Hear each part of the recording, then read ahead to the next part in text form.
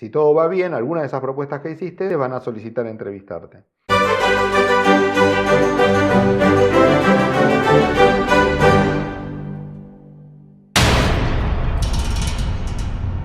También para poder negociar adecuadamente, esa negociación parte de la propuesta. Entonces, cuando haces la propuesta, sé lo suficientemente flexible como para dejar algunos grises que se vayan completando en esta etapa de negociación. Como por ejemplo, asumo que voy a gastar este tiempo en investigar sobre este tema. Y tal vez en la negociación el cliente te plantea, no, sobre este tema yo voy a poner una persona que te va a asistir. Bueno, entonces asumo que el tiempo de respuesta cuando hago una pregunta sobre este negocio específico va a ser contestado en un día. Entonces, especificando esas cosas, se va mitigando la posibilidad de que alguien espere algo que el otro no había asumido que iba a brindar. O a veces puedes presentar un plan de trabajo donde digas yo voy a hacer esto, esto y esto. Y en esta situación asumo que, por ejemplo, voy a hacer el sitio web, pero las imágenes me van a ser provistas por el cliente. O los tiempos de respuesta cuando yo hago una pregunta no van a demorar más de un día. Si después se dan cosas inesperadas en el proyecto, por lo menos algunas ya las consideraste y mostraste que sos profesional al considerar esas cosas. Entonces, una vez que recibís la entrevista, trata de ser todavía más preciso, de hacerte un conjunto de preguntas con las dudas que tengas, poner de manifiesto todas aquellas cosas que pueden ser ambiguas y que veas que no se hayan hecho explícitas, para que de las dos partes se puedan cumplir con las expectativas de lo que se hace. Lo importante en esa instancia o con esa actividad es tratar de allanar todas aquellas cosas para las cuales veas un riesgo de que tal vez el cliente o vos mismo tengas una expectativa que no queda tan clara, para que después no se sienta nadie defraudado.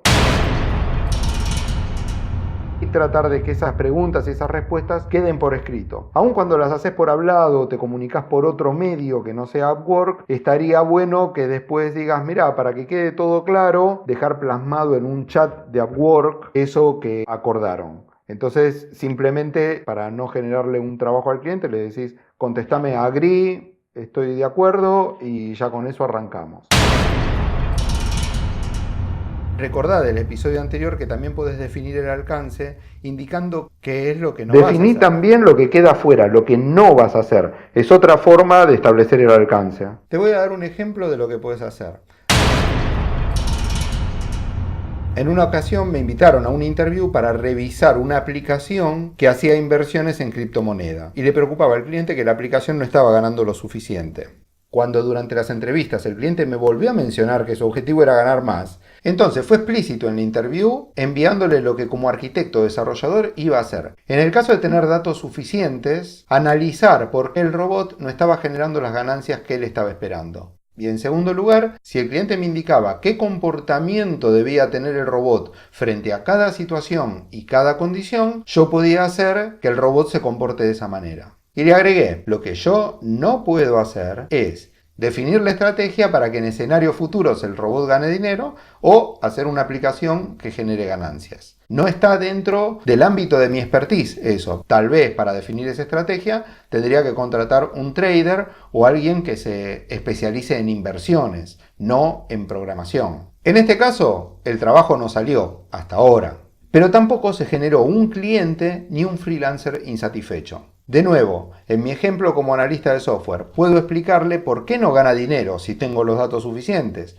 Puedo agregar algún módulo para grabar los datos suficientes para permitir ese análisis. Cuando me definen qué decisión debe tomar el robot para cada situación de mercado y condiciones, voy a hacer que el robot se comporte de acuerdo a esa definición. Lo que no voy a hacer o garantizar es que el robot gane más dinero.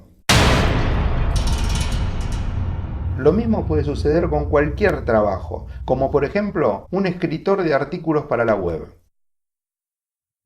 Por ejemplo, el cliente puede querer un cambio de un artículo que considera que no aparece bien posicionado en los resultados de los buscadores de la web, como Google.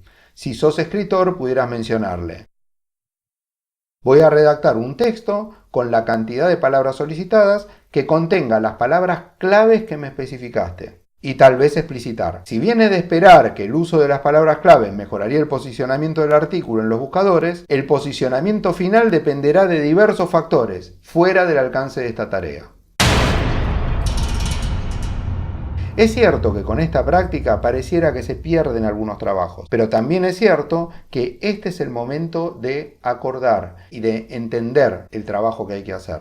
¿Qué es lo que vamos a brindar y qué es lo que vamos a recibir? La entrevista es el momento para entender el objetivo principal del cliente, por el cual pide ese trabajo o tarea, y dejar en claro ¿qué parte tenemos en cumplir ese objetivo? Si el cliente pide un imposible o algo que no depende de vos, déjalo que falle con otro y tal vez después te vuelva a llamar. Puede que el cliente pida imposible, no porque sea imposible la tarea, sino porque está en otra área de expertise. Por ejemplo, en el caso de las inversiones de criptomoneda, estaba pidiendo un desarrollador o un arquitecto, un programador para analizar un código, pero para lograr algo para cuyo expertise se necesita un trader. Entonces tal vez tenga que contratar las dos cosas. En el caso del escritor de artículos web, tal vez necesita a alguien especializado en optimización de búsqueda, en SEO, y no solo un escritor del sitio web. Pero tenemos la oportunidad de dejar esas cosas claras antes de comenzar el trabajo. El ser explícito y claro no necesariamente tiene que ser de las dos partes. La obligación del cliente es tener el dinero para pagar. El profesional que va a realizar el trabajo es el que tiene la experiencia previa y que sabe qué cosas se pueden hacer o garantizar dentro de su área de conocimiento. Entonces nos toca a nosotros como freelancers setear las expectativas de manera temprana durante las entrevistas. Es cierto que hay diversas maneras comerciales y políticas de transmitir un no al cliente en esta instancia y ponerse de acuerdo, pero eso está fuera del alcance de este video. Pero frente a cualquier riesgo que veamos que el cliente esté esperando algo que no le vamos a dar, es honesto poner de manifiesto esto antes de comenzar el trabajo. Y no es solo honesto. Pensá que en una modalidad remota es una condición básica que el cliente esté conforme para asegurarnos que vamos a recibir el pago. Entonces, usar las entrevistas previas al contrato para asentar las bases de un trabajo que tanto vos como el cliente van a disfrutar. Y estos son algunos de los tips, muchos de los cuales a mí me dieron resultado. Espero que a vos también te puedan beneficiar y contame en los comentarios de cualquier trabajo que hayas conseguido en Upwork o en otra plataforma. Hay otras también muy interesantes, pero realmente es un camino que se puede hacer. Requiere una expertise, requiere calcular bien, requiere tener expectativas certeras y especialmente agregar valor con lo que uno hace para los demás. Y no dejes de suscribirte para no perderte los próximos episodios de Yo No Sé Tampoco.